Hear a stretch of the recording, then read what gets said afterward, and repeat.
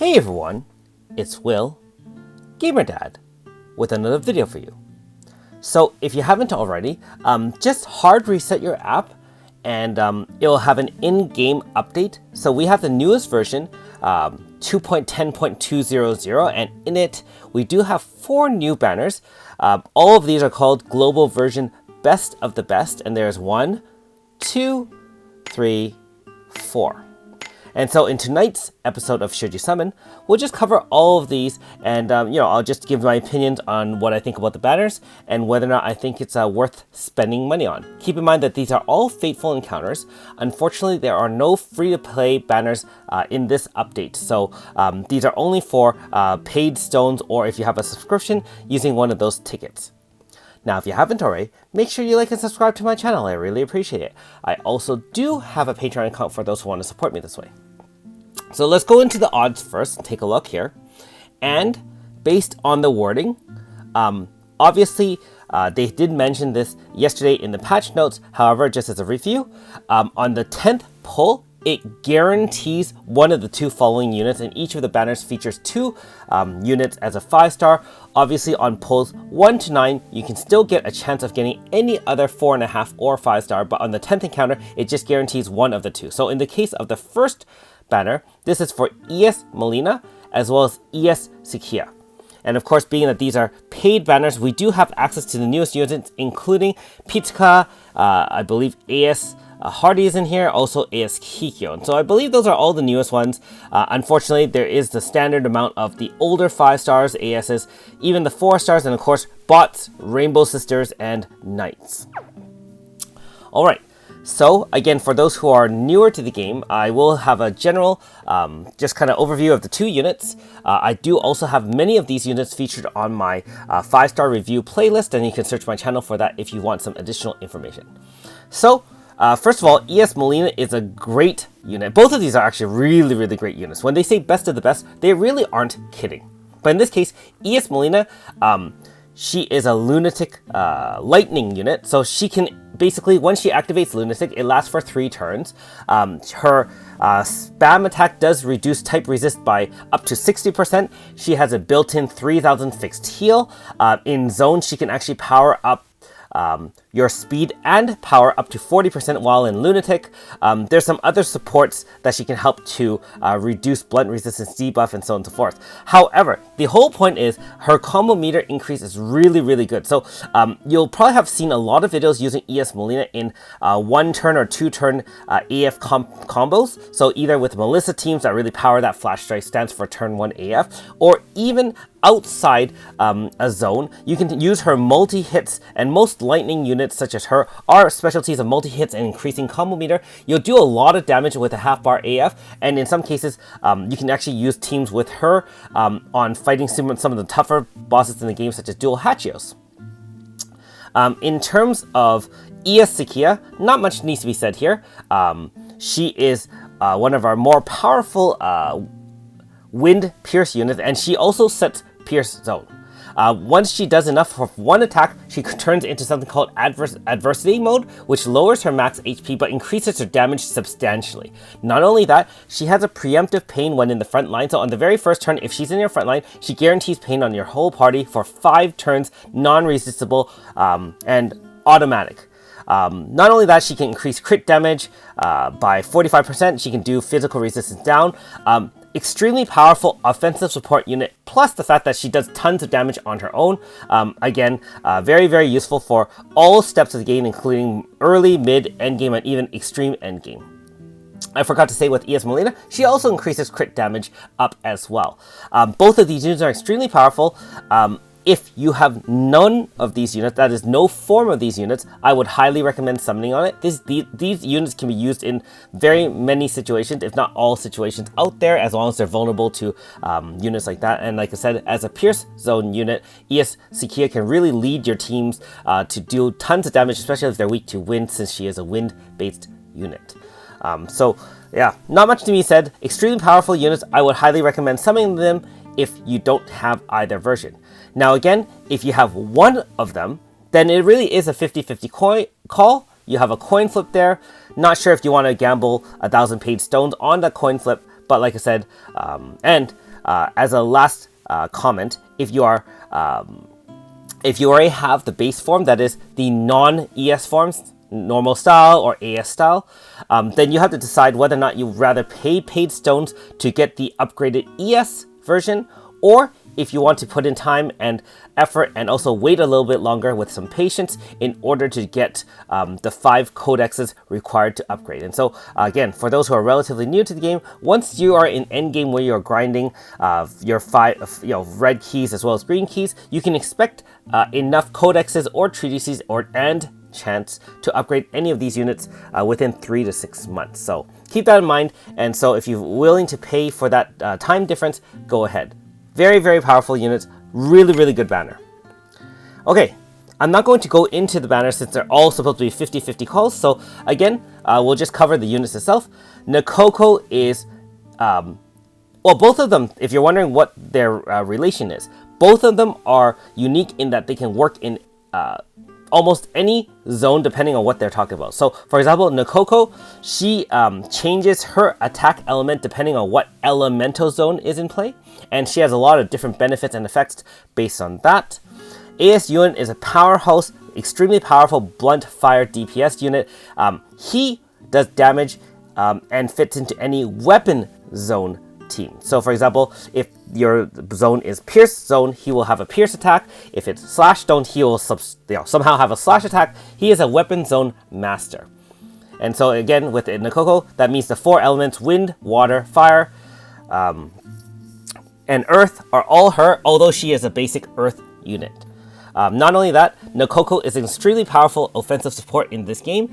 I use her for many different comps, both for fighting super bosses as well as day-to-day use. She does have a fixed TL of 1500, which doubles in elemental zone to up to 3000. She can shield your front and back team with 35% physical and elemental shields. She can increase your elemental damage by 50% and decrease the enemy's resistance by 50%.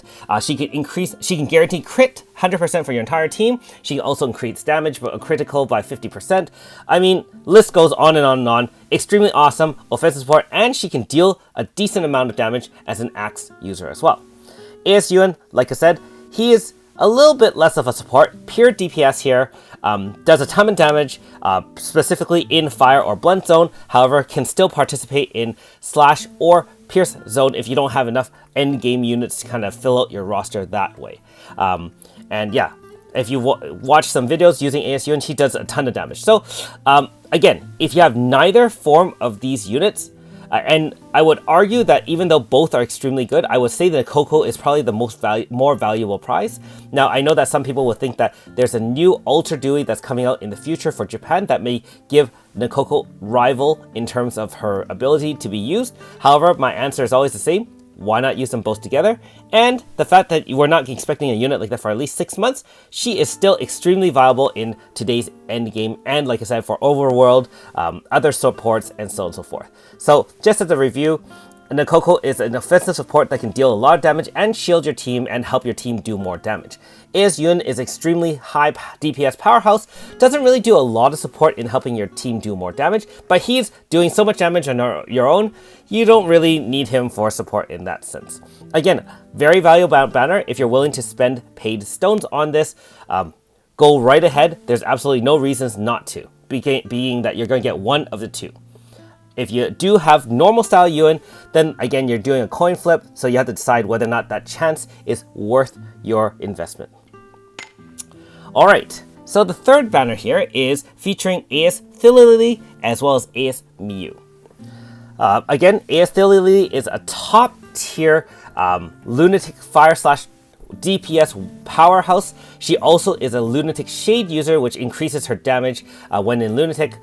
She can essentially solo a lot of bosses on her own while in lunatic, and her fire and shade DPS are off the charts. I believe she is rated number 1 in DPS for slash users even now in Japan. So no slouch there. You will not regret yourself if you get her. AS Miyu is a little bit more dated. She is a little bit older, and the downside to AS Miyu, okay, first of all, what she does. Offensive support. She can increase your crit chance, your power. She can also do a lot of damage on your own depending on how many buffs are on her.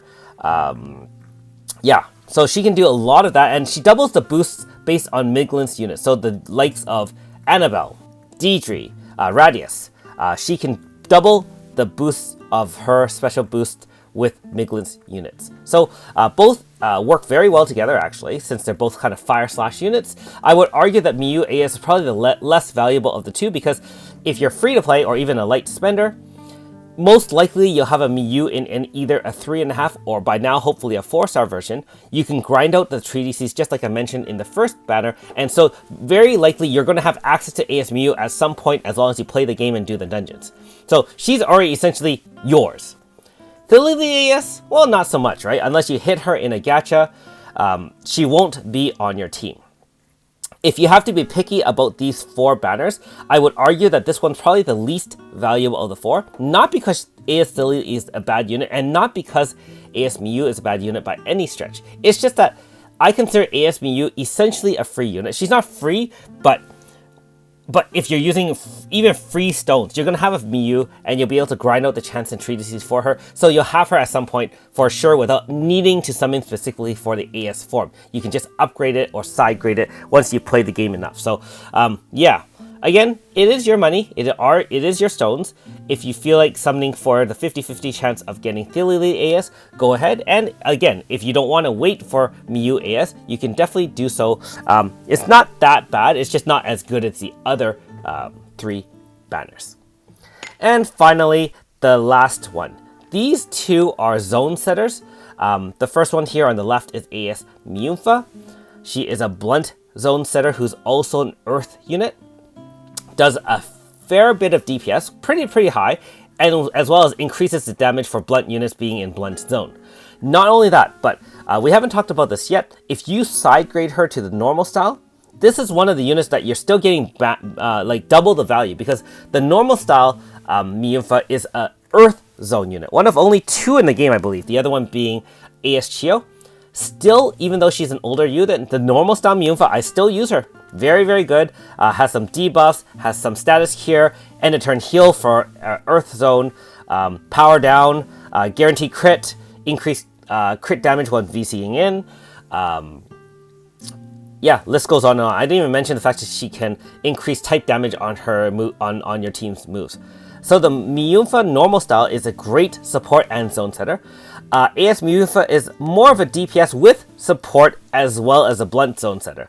Both are extremely powerful, and you get essentially 2 for 1 in the Miyunfa side.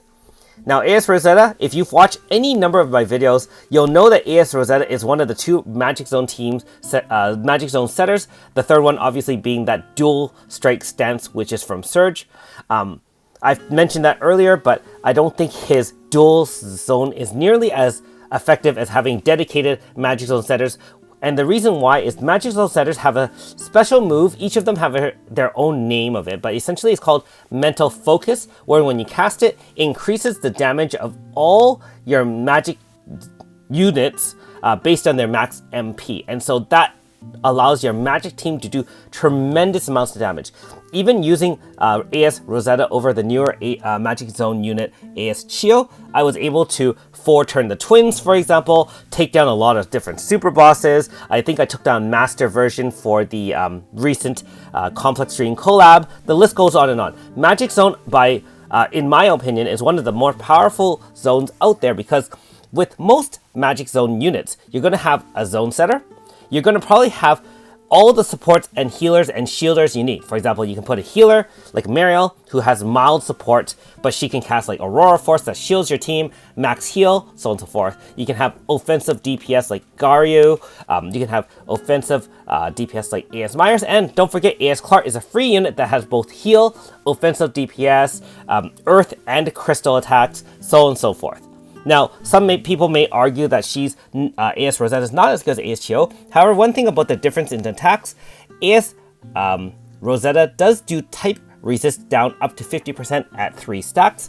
That means that all elements that you're attacking with, and so if you mix your magic teams, you'll have fire, water, and so on and so forth, all those attacks will do 50% more because the enemy resists them 50% left. You cannot understate the value of that. And you can also use AS Rosetta with AS Chio for dual power, or in some cases where the boss reestablishes zone, you can swap in and out, and so you'll have a zone setter in the back, a zone setter in the front, and you swap between the two to guarantee that you'll have zone of magic at all times. Now, I know if you're newer to the game, a lot of this information is overwhelming for you, and I do apologize for that. I'm just trying to present a little bit of information for all these different units. This banner is an extremely valuable and awesome banner. Again, if you don't have any of these units, definitely 100% summon on this. Even though AS Rosetta is older, I don't think her value has gone down that much. And AS Mufa, honestly, she's only been out for like, what, 3 months? I think she is awesome, and her normal style has been out for a year and a half, and I still use her.